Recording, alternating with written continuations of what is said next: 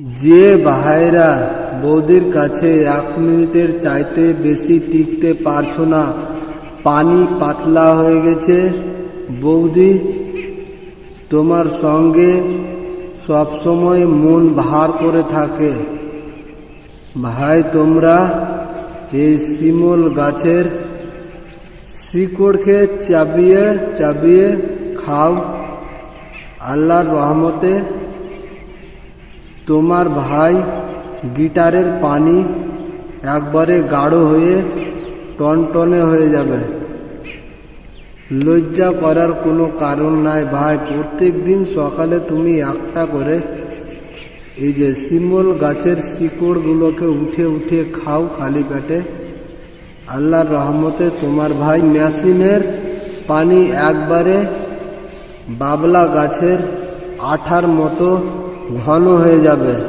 ভাই 15 মিনিট ধরে সেই খেলাটা খেলতে পারবে, তখন বৌদিও খুশি হয়ে যাবে। তখন বৌদি আর তোমার কাছে মন ভার করে থাকবে না।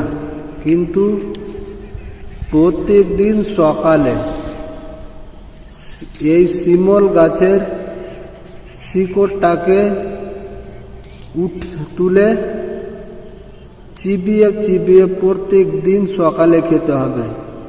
মিনিমাম ভাই তুমি 15 দিন খাও, তোমার মেশিনের পানি এমন গাঢ় হয়ে যাবে, আধা ঘন্টা ধরেও খেলা খেলতে গেলে হাঁপাবে না, আর পানিও পড়বে না।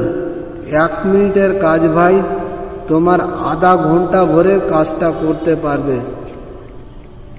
আল্লাহর নাম নিয়ে প্রত্যেক দিন সকালে তুমি এই শিমল গাছের শিকড়টা খাও, ভাই ইনশাল্লাহ ভালো হয়ে যাবে।